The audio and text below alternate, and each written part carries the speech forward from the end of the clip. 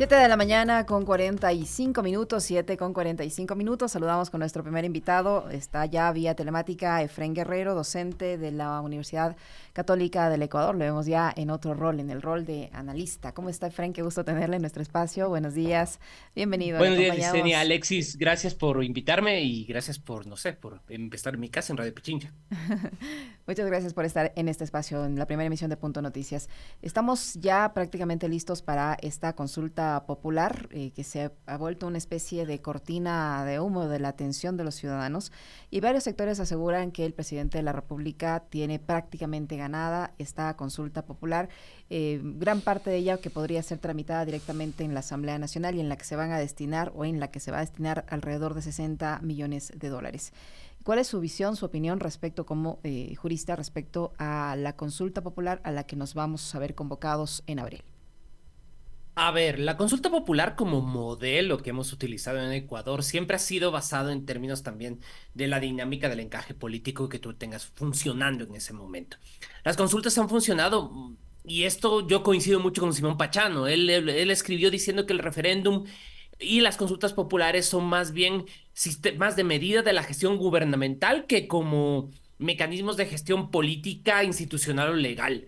Entonces, la efectividad de una reforma política a través de una consulta popular depende principalmente de la popularidad o de la capacidad de legitimidad que tenga el gobernante que convoca esa consulta popular en su momento determinado.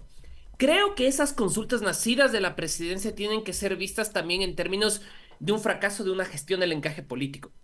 Porque hay cosas que podrían hacerse vía Asamblea Nacional y no se pueden.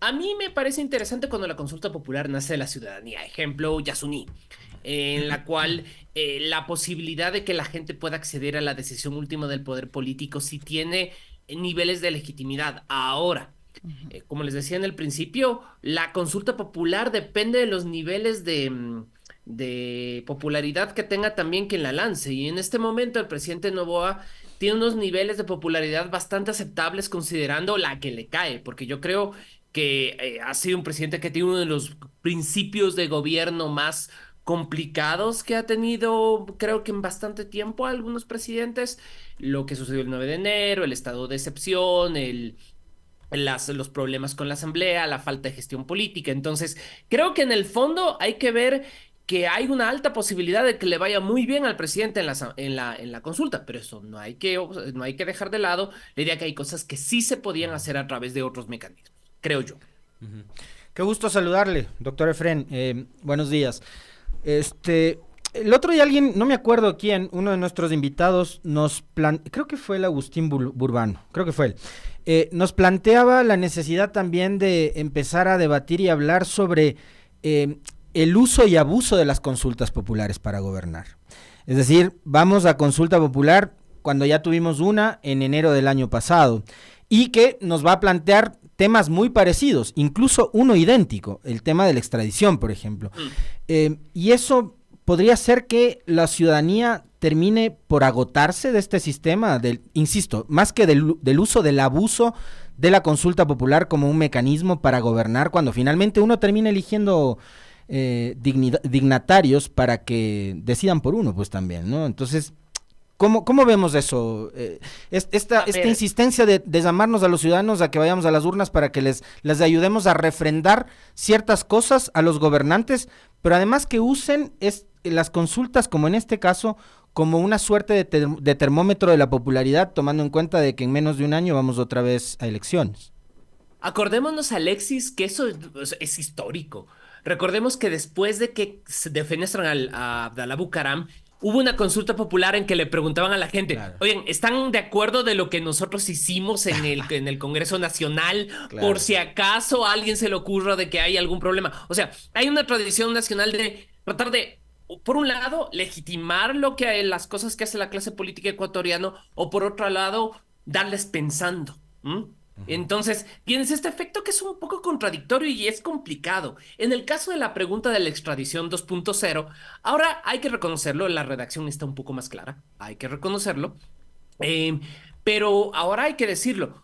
El caso de extradición 1.0, la consulta del presidente Lazo, hay que reconocer que estaba amarrado a la poquísima legitimidad que tenía en ese momento el presidente Lazo, y el momento que perdió la consulta terminó políticamente maniatado, lo cual degeneró en la muerte cruzada y el fenómeno que vivimos hoy. Pero por otro lado, yo creo que hay que ver que las circunstancias ahora son distintas. Yo creo que, a ver, al contrario de mucha gente, sí es cierto que hay una tradición constitucional respecto a la no extradición, que es desde el año 1968, en la Constitución de 68 ya se establecía que la muerte cruzada no era una opción lo suficientemente válida. Pero en otros países es un mecanismo bastante útil de política criminal. Pero eso también depende de un sistema que funcione. Y eso implica jueces funcionales, fiscales decentes, una policía nacional con profundo nivel democrático. Para que tú tengas las instituciones, para que las normas funcionen, debes tener instituciones funcionales. Así es. Y en eso hay que tener mucho cuidado de, como dice Carlos Santiago Nino, mi escritor de derecho favorito, el derecho no es una invocación mágica. No es porque pongamos, sí, vamos a extraditar gente, ahora sí el país va a ser seguro. Es parte de una herramienta que tiene que funcionar en términos de todo un sistema político. Y en eso yo estoy de acuerdo con el Agustín. El Agustín Urbano Lara dijo esa frase que es buena.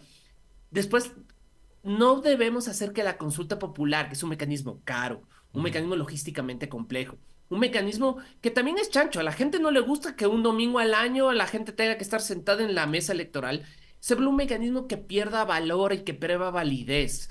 Yo creo que hay que preguntarle a la gente cosas cuando el sistema político realmente no tiene una respuesta racional o se encuentra pues atenazado por una falta de respuestas. Cualquier otra cosa implica lo que te dije al principio. O les damos legitimando o les damos pensando, que es Así peor. es. Pero el problema es que en estos últimos años se han resuelto las cuestiones políticas por vías extraordinarias como la consulta popular. Y lo peor de todo es que los resultados de estas consultas nos han llevado a, en lugar de mejorar la situación de los ecuatorianos, pues nos han llevado a lo que estamos ahora. Basta con reconocer o con examinar lo que ha pasado con la consulta de Lenín Moreno, por ejemplo, el nivel en el que han quedado las instituciones.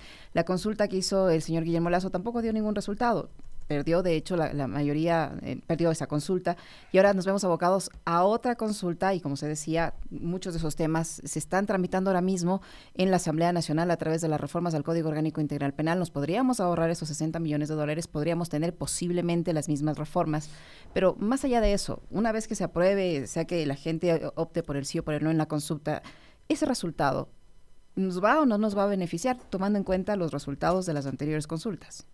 ¿Sabes por qué Licenia se pone tan complicado? Porque en el caso de nuestro modelo de consulta popular, hemos hecho que los grandes temas institucionales que tienen que ser decididos con el máximo de nivel de democracia, los hemos bajado al nivel de la política del día a día. Del tema de el congresista hizo las cosas mal, lo discutimos al mismo nivel de tenemos que reformar la policía. Ese tipo de debate que lo votamos a la consulta popular hace que tengas más inseguridad política porque piensan los inversores internacionales, dicen, esta gente no puede decidir a través de sus órganos democráticamente elegidos, toca hacer consultas populares. Inseguridad. Ponte a pensar lo que está pasando. Hace un año ya nos preguntaron sobre extradición y ahora nos vuelven a preguntar. En tercer lugar, la pérdida de referentes democráticos. ¿Quién demonios es aquel que puede tomar las decisiones más importantes de otro país si no es el presidente y la asamblea? ¿Y por qué no las toman y nos votan las consultas populares? Es porque ellos tampoco pueden conversar entre ellos. Y también la heterogeneidad de los resultados. Veamos el ejemplo de la consulta de Lazo. Recordemos cómo la consulta del año antepasado del año pasado recién, cuántas cosas han pasado en tan poco 2023. tiempo. La del año pasado nos llevó a un escenario de fractura política. Entonces, yo digo que, por ejemplo, la pregunta sobre las reformas del Código Orgánico Integral Penal, ¿por qué está esa pregunta? ¿Por qué no se coordinó con la Asamblea Nacional para sacar este macroproyecto de reformas al Código Orgánico Integral Penal con el montón de problemas que tiene y con el montón de cosas que está generando? Ya tiene la pregunta sobre el aumento de penas. ¿Era necesaria? Y si nosotros decimos no, digamos que nosotros decimos no, ¿qué pasa con el La asamblea. proyecto en la Asamblea? Yo solo dejo la pregunta ahí. Ujú. Pierde legitimidad. Entonces, hay cosas que no estamos claros. Yo creo que aquí el gobierno del presidente Noboa tiene que actuar en términos institucionales. La consulta popular es un mecanismo, pero hay mecanismos más fáciles, más baratos y que te generan menos tensión democrática, como por ejemplo utilizar la Asamblea Nacional, emitir decretos, solucionar temas reglamentarios, generar mejor política pública, que es necesaria considerando la catástrofe institucional que hemos vivido en los últimos 4 años. Pero que no te dan réditos políticos, por un lado. Claro, Y claro, ahora pues, ya vemos que el gobierno está en franca campaña política. Yo me acabo de encontrar una publicación del Ministerio de Salud cuya protagonista no es el presidente de Novoa, ni es del ministro de Salud, sino es la señora Lavinia, mira. entregando ayudas a través de la cuenta oficial del Ministerio de Salud Pública. Entonces ya están en franca campaña. Y Sí. una consulta popular sí te sirve en cambio para eso, doctor. Y has mencionado algo que me parece súper importante y creo que de paso eres la persona indicada para ayudarnos a entender aquello. El populismo penal, ese excesivo punitivismo que se plantea como solución a los grandes males de inseguridad. El incremento de penas en un país que tiene un sistema de rehabilitación social que no existe, es un sistema penitenciario, un sistema carcelario con cárceles como las que ya todos sabemos cómo son. Incrementar penas, ¿va a servir para reducir los niveles de inseguridad? Y yo pregunto, los criminales, los gatilleros que usa Fito, los gatilleros de los tiguerones, de los chonekillers, ¿van con el código penal bajo el brazo, viendo cuánto le van a dar un juez si es que mata 1, 2, 3 o 20 personas? Ya. Yo creo que un modelo punitivista máximo depende del país que tú tengas y del modelo de sociedad que tú tengas. Tú tienes caso de Estados Unidos, pena de muerte en 25 estados. Tienes Argentina, que tiene prisión permanente revisable, igual España. Pero ahora ahí viene la pregunta. Necesitamos países con un sistema penal. Y un sistema penal implica desde el momento que le detienen al tipo o a la tipa en la calle hasta el momento que sale de la puerta del centro de rehabilitación social. Todo esto es un sistema de construcción y eso implica una serie de instituciones. Y ahí es donde yo veo el problema. Si tú tienes un número de presos que se calcula que son más de 40.000, recordemos el censo penitenciario que también falló. Chuta, todos los censos Todos los fallaron. censos fallan. O sea, qué complicado. El censo penitenciario que también falló, nos dijo que había una cifra de más o menos 41.000, que de ellos el 40% son por temas de drogas. Y de ellos se sabe que al menos más del 20-30% son personas detenidas sin sentencia, personas que están en prisión preventiva. Entonces, en ese hacinamiento tenaz, esos niveles de violencia tenaz, desafortunadamente hay que reconocer que el SNAI también, hay que reconocerlo, el SNAI ha tenido un papel gravísimo en la violencia carcelaria en el país, producto de lo que hemos visto, ¿no? Las suites de lujo, las puertas blindadas, porque no entran escondidas una puerta blindada, las conexiones de internet, las conexiones satelitales que había en las cárceles ecuatorianas, o que esperemos que no siga bien. Entonces, ahora yo voy. Subir las penas. Puedes poner la pena que tú quieras. Penas de muerte, cadenas perpetuas, destierros, ponerlos en una isla. Cualquier cosa es posible. Pero si tú no construyes un sistema que reduzca el hacinamiento, Así que es. haga los procesos penales respetuosos del debido proceso, concretos y rápidos, que asegure que la policía haga su trabajo, que asegure que los fiscales y jueces trabajen de manera independiente y que estén protegidos en su trabajo, no importa el número de la pena que tú pongas, vamos a tener siguiendo el problema. Y eso se trata de que el derecho no es una invocación mágica. El derecho no solamente por existir te cambia la realidad como un conjuro. Tú necesitas políticas públicas, porque ahí es Así donde se es. manifiesta la acción de Estado. Ahora, doctor, yo le quería preguntar, ya que estamos hablando de estos temas, de las reformas al Código Orgánico Integral Penal, ¿qué pasa si estas reformas finalmente son aprobadas en la Asamblea? ¿Qué pasa si aún pese a ello se convoca a consulta popular, tomando en cuenta que el presidente de la República tiene capacidad de veto? Y segundo, ¿qué opinión le merece a usted desde el ejercicio profesional, desde la docencia, desde su análisis académico, estas reformas que se plantean al recurso de revisión y que no hacen sino reconocer la competencia que tiene en las cortes internacionales, o en este caso la Corte Interamericana de Derechos Humanos, o los comités de derechos humanos de las Naciones Unidas, y eso tomando en cuenta que la propia Constitución ecuatoriana los reconoce. Tenemos sentencias internacionales que hemos reconocido y que estamos pagando incluso. ¿Qué opinión le merece? ¿Por qué tanta oposición se ha generado en los últimos días respecto a esta propuesta que nace en la Asamblea Nacional? Vamos un segundo sobre el recurso de revisión, porque creo que está mal entendido. El recurso de revisión es un recurso extraordinario que existe en materia penal, ¿de acuerdo? Que no ataca la sentencia, sino ataca la prueba. Eso hay una cosa que hay que tener claro. Ese es el escenario en el cual existe prueba nueva dentro de un proceso que no se había visto o que no había sido accesible por las partes procesales y que cambia totalmente la dinámica del proceso. Primera idea. Para eso existe el recurso de revisión.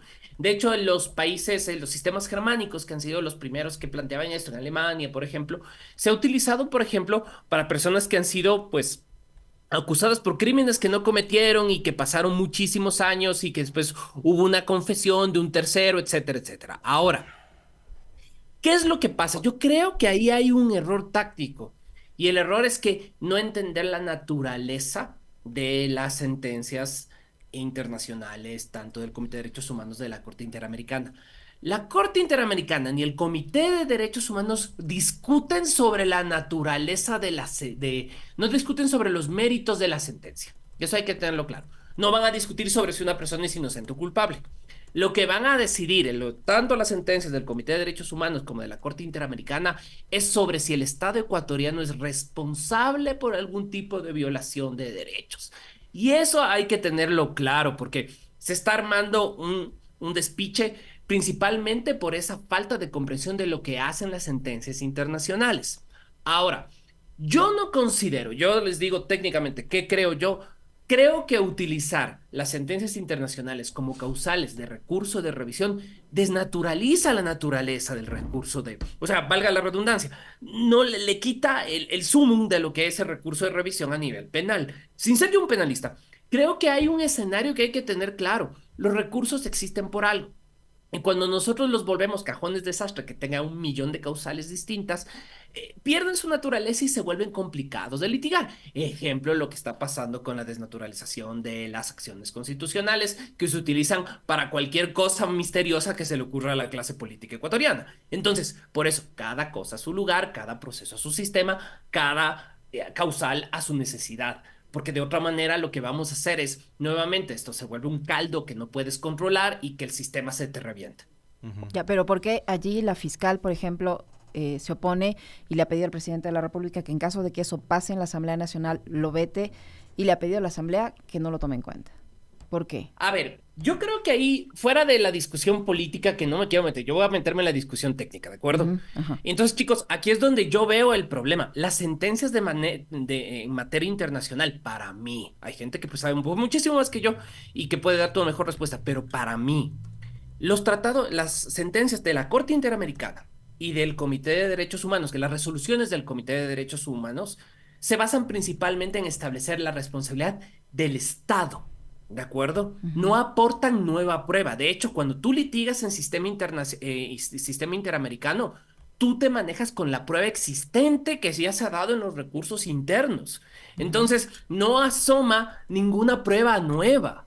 Entonces, para mí, técnicamente, lo que se está proponiendo en la Asamblea no es el mejor plan. Entonces, si hay una mejor idea, sí, tal vez utilizar los recursos para hacer una revisión de medio extraordinario, generarte un proceso que te sirva para eso es otra cosa. Pero en el aspecto actual no es para el recurso de revisión porque no es el diseño institucional. Los recursos de revisión existen cuando te asoma prueba nueva, o sea, elementos nuevos en el proceso. Ahí sí te sirve el recurso de revisión, porque te dice, ok, el juez, el juzgador, nunca tuvo esa data antes. Nunca tuvo esa data antes y ni el fiscal ni el defensor tuvieron acceso a esa data. Entonces, en el marco del debido proceso, si hay algo nuevo que cambia la evidencia del caso, obviamente se tienen que conocer. Las sentencias no. Las sentencias del sistema interamericano no. Al menos yo no lo veo así. Creo que ahí es donde la Asamblea está teniendo un problema de diseño institucional, un problema del diseño de lo que ellos creen que debe haber dentro del recurso. Ahora, si lo que tú planteas, si la Asamblea lo va por ahí, el presidente tiene sus capacidades de veto. Y ahí es donde va a tener que enfrentarse a la tensión de un veto por inconveniencia, un veto total o más grave, un veto por inconstitucionalidad. Entonces, él se tiene que enfrentar a esos procesos. La Asamblea es independiente, ya podrá decidir lo que sea. Ahora, si le llega al presidente, él tendrá que ver. Ahora, que la fiscal le diga al presidente, bueno, ya, ahí cada actor político, porque cada actor jurídico y político tiene la capacidad de decir en medios lo que crea conveniente. Ahora le va a quedar al presidente el momento que le lleguen las reformas del COIP, cómo él las va a adaptar a la consulta popular, porque a mí también me preocupa eso. Ujú. ¿Qué pasa? Digamos, aunque yo no creo, pero digamos que firmen no, que la gente diga, ¿sabes qué? No queremos más reformas del CUEP, queremos otra cosa. ¿Qué va a hacer el presidente con ese paquete de reformas? Decir, Ujú. chuta, la consulta popular nos dijo esto. Ay, entonces ahí es donde les digo desde el principio, no utilicemos la consulta popular para darles pensando a la clase política. Los políticos tienen que resolver los problemas porque para eso les pagamos, en el fondo son nuestros empleados. Entonces ahí es donde hay que ser un poquito más claro. Ujú. Ahora, también creo que habría que plantearnos, doctor, el hecho de que en este país finalmente todo termina personalizándose. O sea, acá estamos, la polémica de esta reforma al COIP gira en torno a una persona y no Mm. en torno al bosque. O sea, es un árbol y no todo el bosque. Me parece que eso también le hace mucho daño al debate de un tema que, como usted bien decía, debería ser más técnico que político u otra cosa, pero finalmente termina siendo político. La intervención de la fiscal vendrá acompañada de una serie más de vocerías, incluidos los propios medios de comunicación, que se encargarán de amplificar la postura de la fiscal y de presionarle al presidente para que, en caso de que si es que se vota esa parte, porque además lo harán segmentadamente, el presidente vete y que él se vea presionado para vetarlo. Pero, insisto, una vez más, el uso es finalmente político. Hace algunos días atrás, el presidente generó una declaración en un evento castrense en donde llamó antipatrias a los defensores de los derechos humanos, y yo le leía con atención al doctor Efrén Guerrero publicar un hilo en su cuenta de Twitter o de X, haciendo una explicación de cuál es el rol que cumplen dentro de la sociedad también y del derecho las personas que se especializan en una rama del derecho, que es justamente la defensa de los derechos humanos. Y creo que esa declaración, como muchas otras del presidente Noboa, se queda simplemente en la superficialidad. Y yo decía hace un momento, por efecto de esa superficialidad y por efecto también de esta enorme popularidad que tiene actualmente Noboa, Noboa dice lo que probablemente la gran mayoría de la gente quiere oír. Y hoy seguimos con un país polarizado. Hace un año, en la consulta de enero, en la de Lazo, el que votaba no era narcotraficante o defensor de los narcos. Hoy el que se opone a Noboa o a la consulta es antipatria. Pero ¿qué significa ser en esta coyuntura defensor de los derechos humanos? ¿Qué son los derechos humanos en un contexto de conflicto interno armado como el que vive el país? ¿Y qué podría terminar siendo para un presidente como Noboa y su gobierno los derechos humanos de cara al conflicto que estamos viviendo, Efrén? A ver, esta es una explicación que creo que es básica y yo creo que es un error en nuestro país que tenemos una falta de educación ciudadana. Así es. Si a ti te das cuenta, la Constitución ecuatoriana es estudiada solo en las aulas de derecho. Y cuando la Constitución debería ser la base y debería ser vital estudiarla en la educación media para que la gente sepa sus derechos y obligaciones. De acuerdo. Pero vamos a lo que me preguntas. Los derechos humanos, y hay que tenerlo claro, no son unas personas o organizaciones cuyo único propósito es martirizar a los pobres ciudadanos entregando garantías a criminales para que paseen a por sus anchas al país. Ya, al contrario.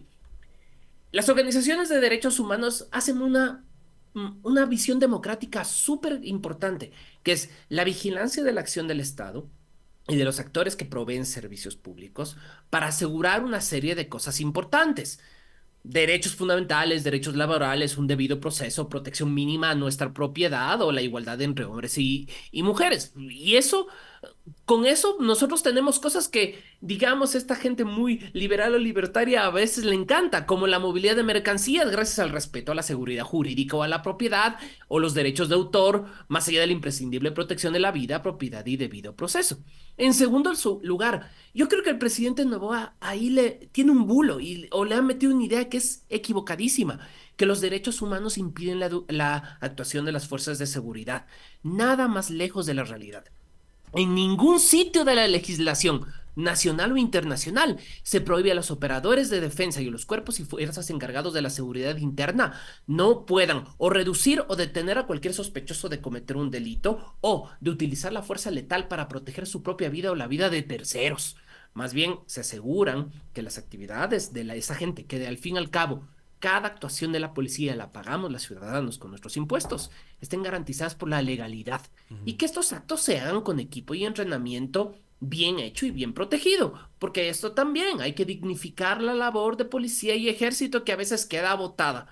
Pero en contrapartida, el Estado debe asegurarse que no haya excesos y no haya abusos, y que si alguno de estos actores comete excesos o abusos, tenga que ser perseguido con toda la fuerza del Estado de Derecho, porque de eso se trata, es lo importante. Esto porque no se trata, en el fondo, Ecuador no se trata de vivir en el salvaje oeste ni en una distopía de control total, sino en un sistema equilibrado. Además, yo creo que también el discurso de antipatria es peligroso, porque estos grupos, porque plantean que la gente que trata de defender los derechos humanos desestabilizan a cualquier régimen. Yo creo que lo que sucede es que Ecuador es un país donde tenemos, no sabemos ni siquiera cuántos millones de personas, considerando que nada, ningún censo funciona. Creo que a veces pensamos que Ecuador es un país que vive en el salvaje oeste donde todos creemos como deber cívico hacernos daño los unos a los otros. Y ahí está el detalle. El respeto a las prerrogativas ciudadanas implica tener un sistema judicial honesto, un sistema de coacción social honesto, un sistema de derechos fundamentales con un mecanismo que no genere esta dialéctica, que creo que esto es un debate súper inútil, ¿no? Ujú. Súper inútil, que nos va a hacer muchísimo daño como sociedad a largo plazo y que también da pábulo a excesos en la vida cotidiana, excesos como por ejemplo, es que los derechos humanos no son importantes y qué pasa con el derecho de las mujeres, los derechos no son importantes y terminamos el Estado teniendo que investigar el asesinato de 3 niñas en el lapso de una semana. Entonces necesitamos tener un sistema absolutamente funcional. Pero ahí el presidente tiene que darse cuenta, y el ejército y la policía, que los derechos humanos no son sus enemigos. ¿No? Ujú. Y que las instituciones de derechos humanos lo que menos quieren es tener organizaciones y cuerpos y fuerzas de seguridad que no puedan actuar en el marco del Estado de Derecho. Ese discurso es inútil. También por el otro lado, las organizaciones de derechos humanos creo que tienen que tener un ejercicio de bajarse de la superioridad moral y que crean que las organizaciones del ejército, los cuerpos y fuerzas de seguridad del Estado sean sus enemigos naturales. Creo que eso también es otro discurso inútil. Todos estamos metidos en este barco y resulta que no tenemos Ecuador plan B, así que todos tenemos que salir de aquí todos enteros y contentos. Así Por es. tanto, evitémonos esos discursos ¿cómo digamos? Polarizantes, equivocados y que generan un enemigo vacío, creo yo. Ujú. Bueno, sobre eso el presidente ha dicho que no le vengan con que está violando derechos humanos cuando lo que está haciendo es defendiendo el derecho de las grandes mayorías. Efren. Es que ahí verás, los derechos humanos tienen un papel como ese gargarela de un sistema contramayoritario. Siempre se están diseñados principalmente para proteger a las minorías. Y en este caso tenemos ejemplos de unas minorías clásicas, los niños, las mujeres, aunque suene feo y me vayan a lanzar piedras en Twitter, las personas privadas de la libertad porque Claro. también tienen derecho para vivir en dignidad. Ujú. Entonces, yo creo que ahí el presidente está en un error conceptual y está a tiempo de cambiar ese error conceptual. Ujú. Porque, vean, solo es cuestión de decir, y yo creo que nos vendría tan bien un presidente que digan, ¿saben qué? Me informé mal, me equivoqué, lo que dije no es correcto, esto es lo que pienso después de haber revisado mucho, haber leído y haber conversado con la gente, y no tiene nada de malo, porque nuestros presidentes no tienen el don de la omnisciencia. Deberíamos estar más acostumbrados a políticos que puedan decir, ¿saben qué? La estropeé, me equivoqué. Esto era lo que había que decir. Interesante. Muchísimas gracias, Efraín. Muy gentil por acompañarnos en este rol. Muy amable. Gracias, doctor. Un Gracias. abrazo. Tengan lindo día. Lo propio. Efraín Guerrero, docente de la Universidad Católica que ha estado con nosotros, analista jurídico, 8:15. Una pausa, no se vayan, que regresamos para conversar sobre el censo.